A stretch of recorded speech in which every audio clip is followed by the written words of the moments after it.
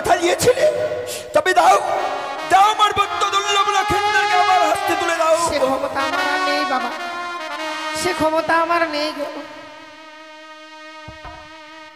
কেন বৌমা, আজ আমার পুত্র লক্ষিন্দরকে তুমি আমার হস্তে তুলে দেবে? যে স্বামী নেই সেই স্বামীকে আমি আপনার হস্তে তুলে দিয়ে কি করবো গো? বেশ বৌমা, যখন আমার পুত্র মারা গেছে, আজ আমাদের হিন্দু শাস্ত্রে নিয়ম আছে, কে যদি মারা যায় একটি মাসের হল্লা তৈরি করে ওই হল্লার মধ্যে সাচ্চি নিয়ে কাঁধে নিয়ে হরিবল হরিবল করতে করতে ওই শ্মশানে নিয়ে যাই। তত্ত্ব আমার পুত্র লক্ষিন্দর যখন প্রাণী মারা গেছে বউ, তবে দাও তা আমার পুত্র দুর্লভ লক্ষিন্দরকে আমার হস্তে তুলে দাও বউ। না বাবা, আমার স্বামীকে আপনার হস্তে আমি তুলে দিতে পারবো না। এ কি বলেছ বউ? ও শ্বশুর বাবা গো,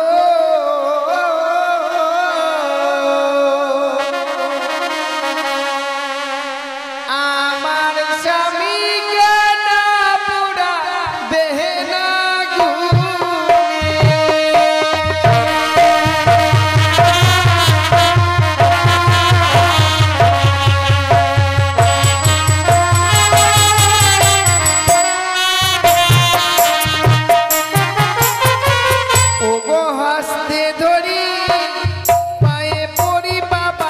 বলি যে আপনারে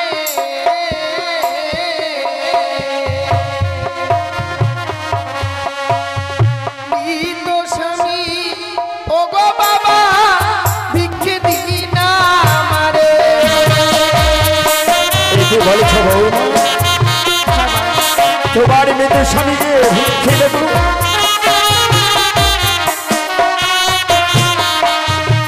তোমার মৃত স্বামী নিয়ে তুমি কি করবে বৌমা? ও গো মৃত স্বামী বকে লয়ে বাবা ভাসিব সাগরে,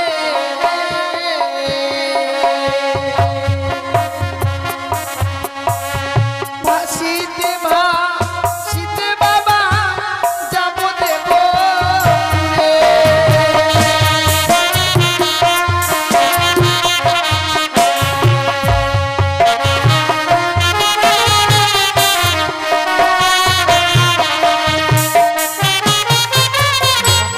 তোমার মৃত্যুর স্বামী নিয়ে ভাসতে ভাসতে দেবপুরে যাবে বৌমা। সে দেবপুরে যাবো বাবা। দেবপুরে গিয়ে কি করবে বৌমা? প্রত্যেকটি দেবতার কাছে স্বামীর প্রাণ ভিক্ষে চাইবো আমি। আমি কি অপরাধ করেছিলাম যে আমার স্বামীকে তারা কেড়ে নিল? একে বৌমা, এ তোমারই ভুল ধারণা বৌমা। যে বাড়ি হলদকে পড়ে লোকে গমনি করে বৌমা, সে কোনদিনই ফিরে আসে না বৌমা। জানো, জন্মিলে মরিত হয়, অমর কে কথা কই বৌমা? বলো তো বলো বৌমা, কেউ কি পেরেছে তার স্বামীকে ফিরিয়ে আনতে বৌমা? এর কোন প্রমাণ হয়েছে তুমি বলতে পারে বৌমা? হ্যাঁ বাবা আছে। সতী সাবিত্রী চেনা যমরাজের সঙ্গে বাঘ যুদ্ধ করে স্বামীর প্রাণ ফিরে এনেছিল। ও সতী সাবিত্রী তার স্বামীকে তার সতীত্ব বলে তার স্বামীকে ফিরিয়ে এনেছিল বৌমা। তুমি ওকে সেই সতী তোমার স্বামীকে ফিরিয়ে আনতে পারবে বৌমা? আপনি তো আমায় ছেড়ে দেননি বাবা। আপনার পুত্রবধূ করে আনবার পূর্বে আপনি আমায় কষ্টি পাথর দিয়ে যাচাই করেছেন। এই হতভাগীর অস্ত্র তুলে দিয়েছিলেন অষ্টকণ্ড লৌর কলাই। সে লৌর কলাইকে আমি ডালের নিয়ে সিদ্ধ করে দিয়েছি বাবা। একে আজ আমারই অষ্টম বছরে নাবালিকা বৌমা তার মৃত স্বামী নিয়ে সাগরে জলে ভেসে যেতে চাই। আমি কি করবো না? আমি আমার বৌমাকে পরীক্ষা করবো। ওই যে বৌমা রয়েছে অষ্টলঙ্কারী, ওই অষ্টলঙ্কারী দিছেনি, ওই অষ্টলঙ্কার দিতেও পারবি না। তার মৃত স্বামী নিয়ে ওই সাগর জলে ভেসে যেতে পারবি না। বৌমা তুমি যখন তোমার স্বামী নিয়ে ওই সাগর জলে ভেসে যাবে বৌমা, তার আগে তোমার ওই যে রয়েছে অষ্টলঙ্কার বৌমা, ওই অষ্টলঙ্কার তোমায় আমায় খুলে দিতে হবে বৌমা। না বাবা, এই অলঙ্কার তো আমি আপনাকে খুলে দিতে পারবো না। ওই অষ্টলঙ্কার তুমি দেবি না? তুমি যদি অষ্টলঙ্কার আমার হস্তে খুলে না দাও, তবে দাও দাও তোমার মৃত্যু স্বামীকে বাবা। আমি আপনাকে পরীক্ষা করলাম যে অষ্টলঙ্কার না দিলে আপনি কি করতে পারেন না বাবা। আমরা নারীরা অলংকার পরিধান করে স্বামীকে দেখাবার জন্য গো। আজ আমার স্বামী বেঁচে নেই, কে দেখবে আমার এই অলংকার? তাই আজ আমার এই অলংকারের কোনো মূল্য নেই বাবা। আপনি যখন চেয়েছেন আপনাকে আমি এক এক করে সমস্ত অলংকার খুলে দেব। আজ আমার বহুমা যেন অষ্টলঙ্কারে খুলে দিতে চাইছে। আমি দাঁড়িয়ে শ্বশুর বাবা হয়ে বহুমার সর্বকে কিভাবে দাঁড়িয়ে থাকতে পারি? আমি ব্যাপক হয়ে দাঁড়িয়ে থাকবো, দেখি বহুমাই অষ্টলঙ্কারে খুলে দেয় কিনা। আরে কথাই জাতি পারো গণ, এসে আমার ভক্ত দুর্লভ লক্ষেন্দ্রকে ওই তুলসী মন্দিরে নিয়ে চলে। ওই আমার মস্তকে সিটি পাটি লহ শ্বশুরি মা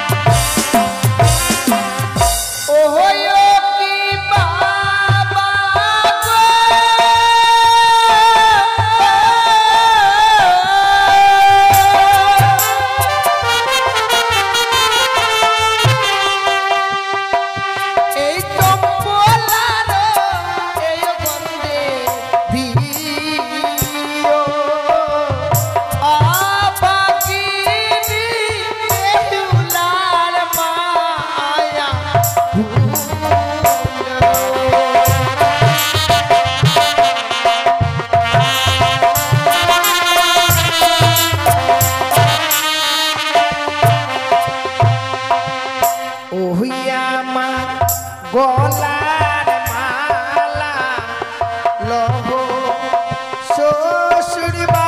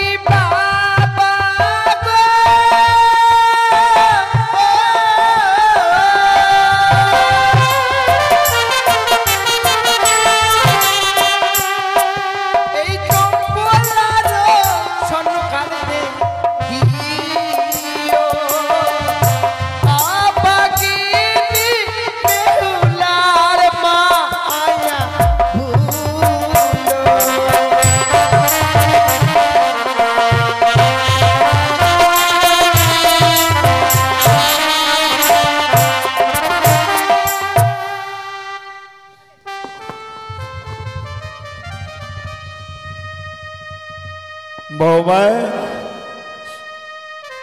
হে কি করলে বৌমা?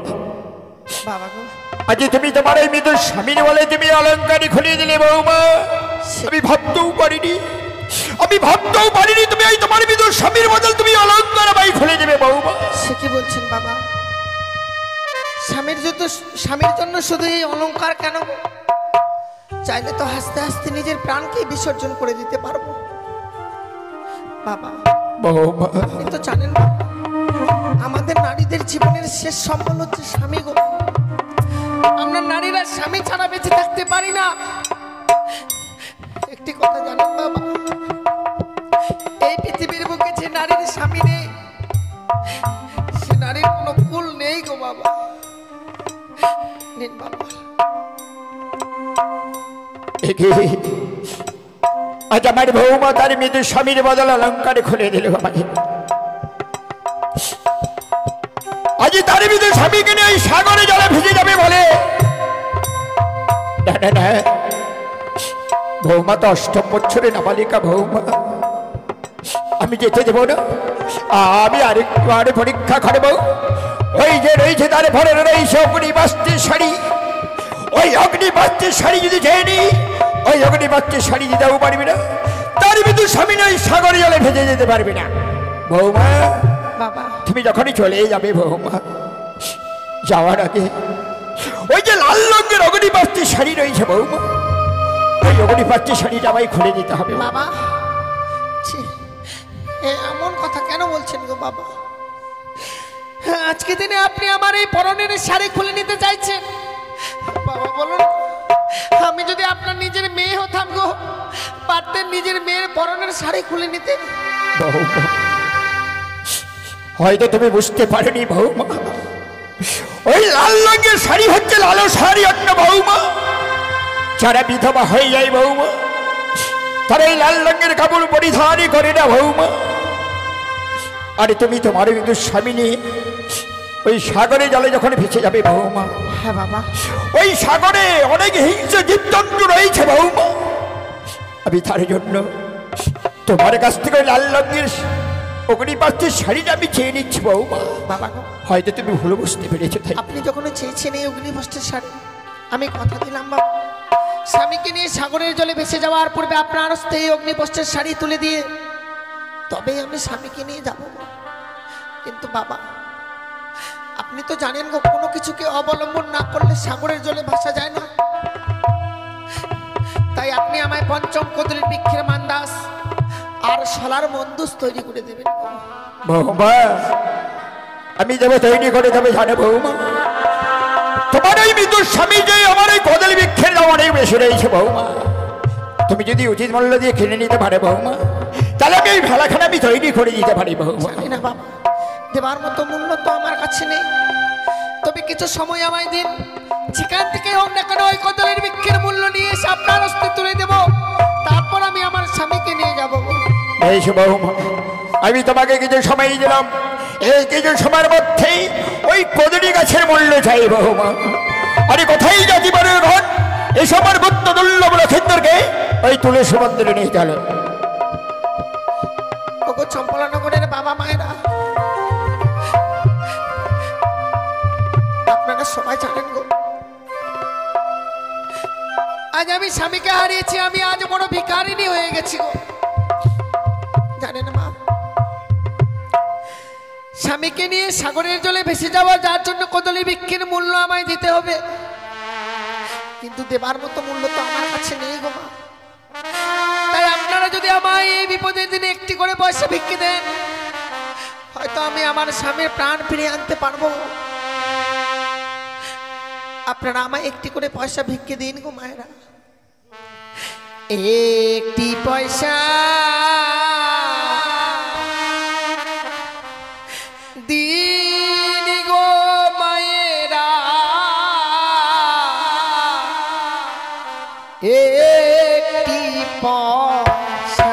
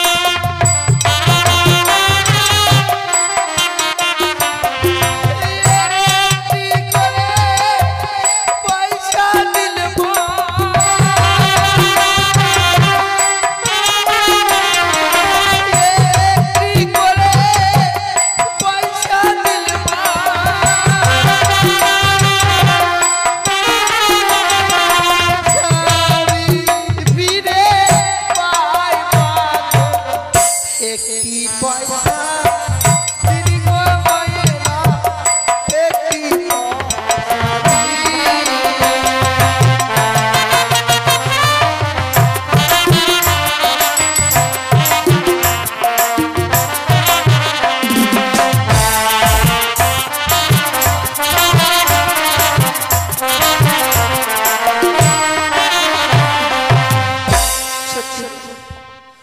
আজ আমার এই বিপদের দিনে যে বাবা মায়েরা এমনি করে একটি করে পয়সা আমায় ভিক্ষে দিয়েছে গো, আজ আমি ঠাকুরের কাছে কামনা করি, হে ঠাকুর, যে বাবা মায়েরা এমনি ভাবে দান করেছে সেই বাবা মায়েদের মেয়েরা যেন আমার মতো কোনোদিনও বিধবা না হয়, আমার মতো যেন স্বামীকে না হারায়। বৌমা, বাবা কদলি গাছের মূল্য এনেছ বৌমা? এনেছি বাবা। তবে এই মূল্য তুমি কোথায় পেলে বৌমা? কেন বাবা, আমি সারাটে চম্পারানগর ভিক্ষে করে এনেছি গো। কি করেছ বৌমা? আজ আমার আতালি ধরে পাতালি শুকাই সোনারি কুমড়ো যাই ধুলাই গড়ে গড়ি, তারে পুত্র বোধ হয়ে তুমি দাঁড়িয়ে দাঁড়িয়ে ভিক্ষে চেয়েছ বৌমা? চাই না, চাই না ওই কদলি গাছের মূল্য তোমার কাছ থেকে বৌমা। কিন্তু এই মূল্য যে আমার কাছে রেখে কিছু লাভ নেই বাবা। হ্যাঁ, আপনি এই কদলি বৃক্ষের মূল্য আপনার হস্তে তুলে নিয়েছেন বৌমা। আজ তুমি এই কদলির মূল্য আমার হস্তে তুলে দিলে বৌমা। বাবা, আমি এই কদলি বৃক্ষের মূল্য আপনার হস্তে তুলে দিয়েছি, এবার আমার স্বামীকে আমার হস্তে তুলে দিয়েছি বাবা। বেশ বৌমা, আমি যখনই তোমায় কথা দিয়েছি আমার পুত্র দুর্লভ লক্ষেন্দ্রকে একটি কদলির ভেলা তৈরি করে ওই ভেলার মধ্যে সাক্ষী দিতে হবে, তাই না বৌমা? আমি এই ভেলা তৈরি করে গঞ্জরিয়ার ঘাটে শিকল দিয়ে বেঁধে রেখেছি বৌমা। আর এই শিকল কেটে যদি উজাড়ি নিয়ে যেতে পারে বৌমা, তাহলে আমি জানবো আমার পুত্র দুর্লভ লক্ষেন্দ্রকে ফিরে আনতে পারবে বৌমা। বেশ বাবা।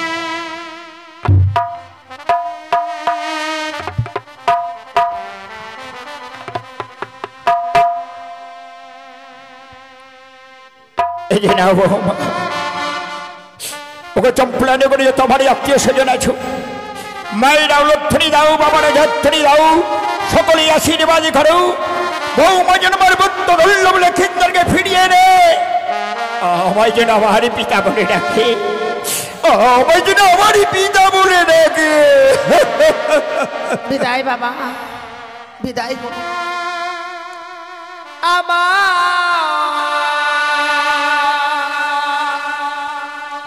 শ্বশুর বাবা গো,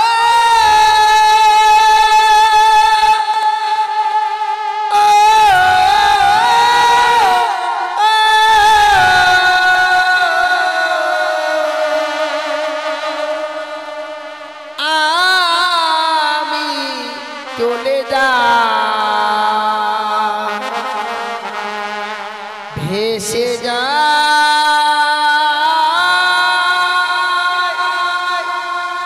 আমি চলে যা।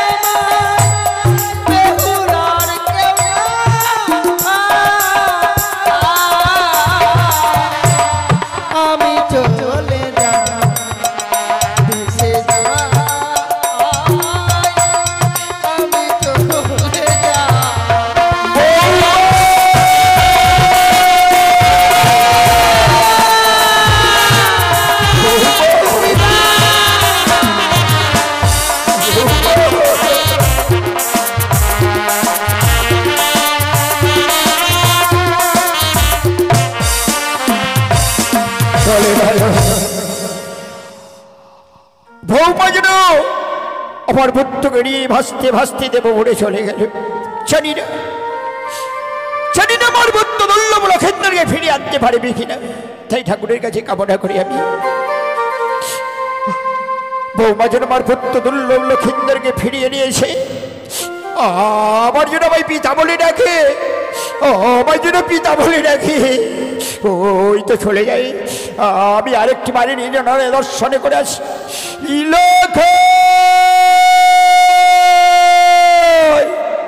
বৌমা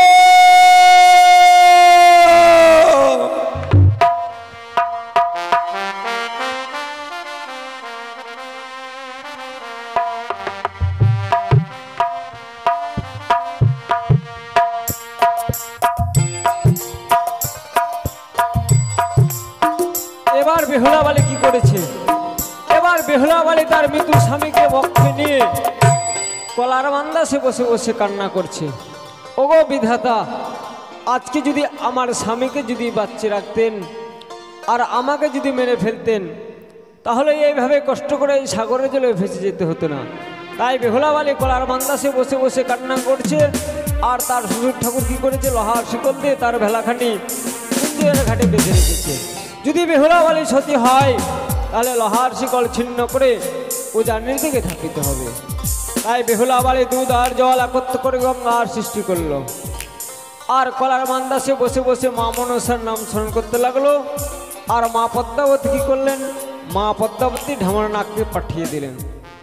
ঢামরনাথ তুই এই মুহূর্তে ছুটে যা বেহুলার ভেলার কাছে। বেহুলার ভেলা তুই লেজে বেঁধে উজানের দিকে ধাপিত করবি, আর আমি মাছি রূপ ধারণ করে ভেলার উপরে বসে থাকবো। তাই এবার পদ্মাবতী মাছি রূপ ধারণ করে ভেলার উপরে বসে আছে। আর বেহুলা বালি কলার মান্দাসে বসে বসে মা মনসার নাম স্মরণ করছে। আর আস্তে কাশ্যমনের মাতা ভগ্নে পাশে কিশোর তথা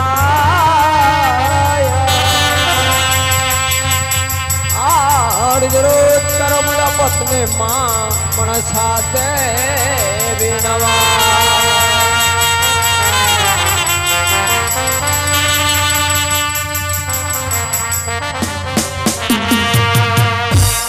ও বালি করে হাই হাই কলার মান্দাসে করে বালি জলে ভেসে যায় বালি।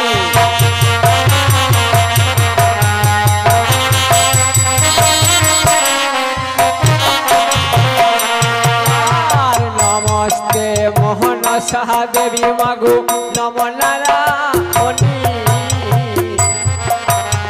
বিপদ হইতে উদ্ধার করো মা শঙ্কর নন্দিনী।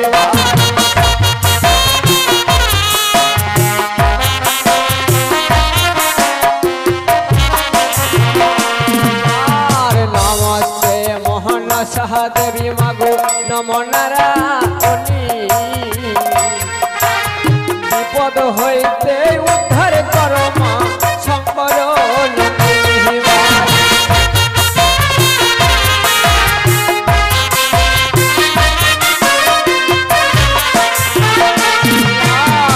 তো স্বামী বক্ষে লয়ে বালি খেলাতে বসিল।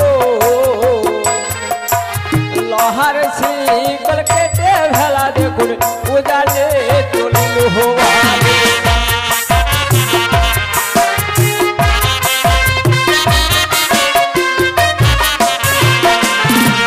আর মতো স্বামী বক্ষে লয়ে বালি খেলাতে বসিল। লোহার শিকল কেটে ভেলা দেখুন উজানে চলিল বালি।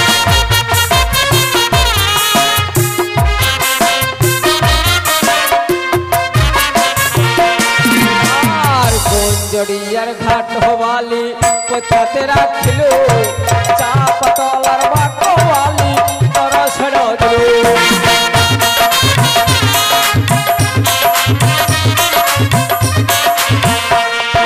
গুঞ্জরিয়ার ঘাট হওয়ালি কোথাতে রাখিল। চা পাতলার বাকওয়ালি দর্শন দিল।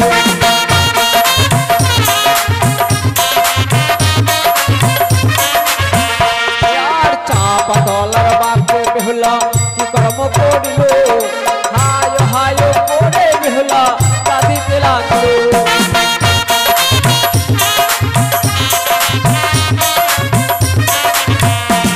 আর হায় রে দারুণ বিধি দিয়াছে কপালে জ্ঞান মাতা নারী কুলে জন্ম দিয়েছে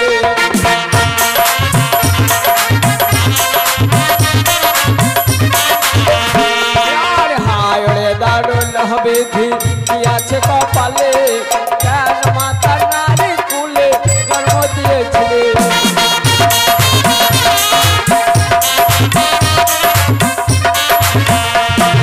চাপ তলার বাপে বেহুলা কর্ম করিল দাদা দাদা বলে বেহুলা পরিচয় দিল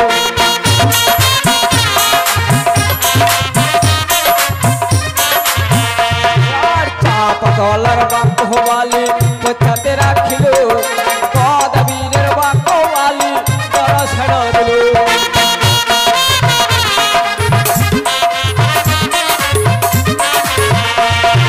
কদবীরের বাপ হওয়ালি পচাতে রাখিল নীল নদীর বাপ হওয়ালি দর্শন দিল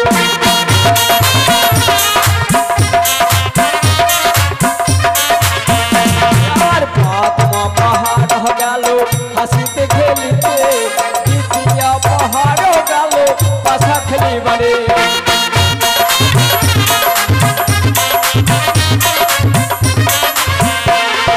তৃতীয় পাহাড়ে মাগো স্বামী খেলো লাগে চতুর্থ পাহাড়ে মাগো ভাসিলাম সাগরে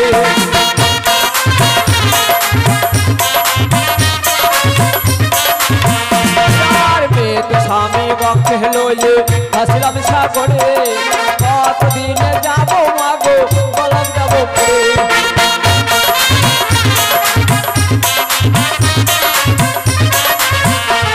আর জগত জীবন কবি মন্দে বিশ্বহরি মাতৃগণে উলর ধরি পুরুষ বলুন হরি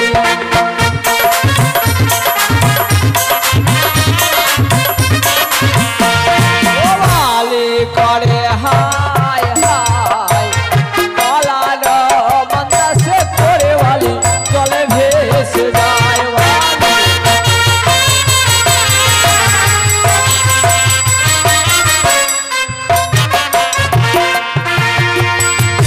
এবার বেহুলা বালি ভাসতে ভাসতে নীল নদীর বাক্যে গিয়ে উপনীত হয়েছিল তার নীল নদীর বাক্যে তার স্বামীর অস্থিগুলো খসে গেছিল তাই বেহুলা বালি মনে মনে চিন্তা করতে লাগলো হয়তো আমার স্বামীকে আমি আর ফিরে পাবো না কেননা আমার স্বামীর সমস্ত অস্থি খসে গেল হয়তো আমার স্বামীকে আমি ফিরে পাবো না তো বেহুলা বালি তার স্বামীর উপরে তার বিশ্বাস আছে আমার স্বামীর যদি অস্থিগুলো থাকে সেগুলোকে নিয়ে যদি আমি দেবতার নগরে যাই আমার স্বামীর আমি প্রাণ ফিরে পাবো তাই এবার বেহুলা বালি অস্থিগুলোকে আঁচলে বেঁধে এবার পুনরায় উজানের দিকে ধাপিত হলো বেহুলা বালি এবার তিন দিকে তিনটি বাঘ দেখতে পেল তাই বেহুলা বালি মনে মনে আবার চিন্তা করতে লাগলো একই ঠাকুর দুঃখের উপরে দুঃখ এমন কি দুঃখ তাই বেহুলা বালি একটা নদীর তিনটি ধারা এবার বেহুলা সেই ধারায় গিয়ে সেই দুর্যোগে পড়ে গেল এবার মনে মনে বেহুলা বালি চিন্তা করতে লাগলো আমি এবার কোন ধারায়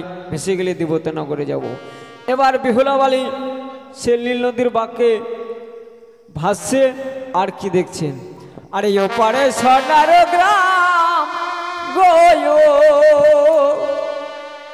আরে এপারে ত্রিবেণী তার মাঝে কাপড় কাছে নেতুলা ধপানে হায়রে ওপারে সোনার গ্রাম গো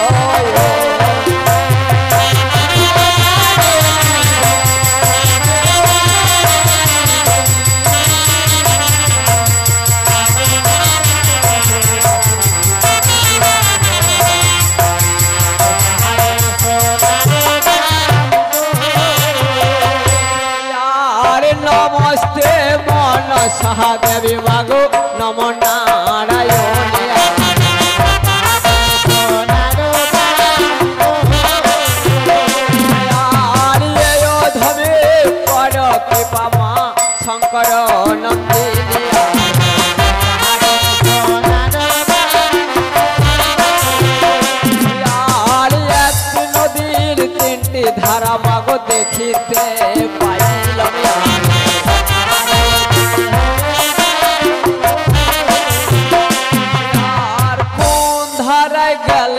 মাগো যাব দেব পুরে আরে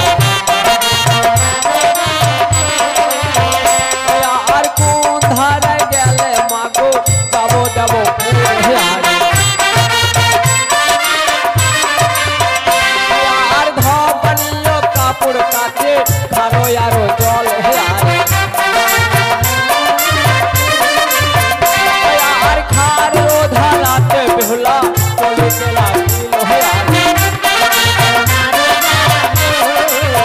আরে আর মাসি মাসি বলে বেহুলা পরিচয় দিল হে আরে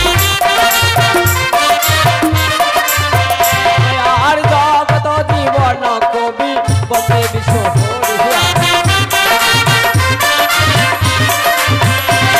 আর মাতগণে উলর ধ্বনি পুরুষ বলন হরি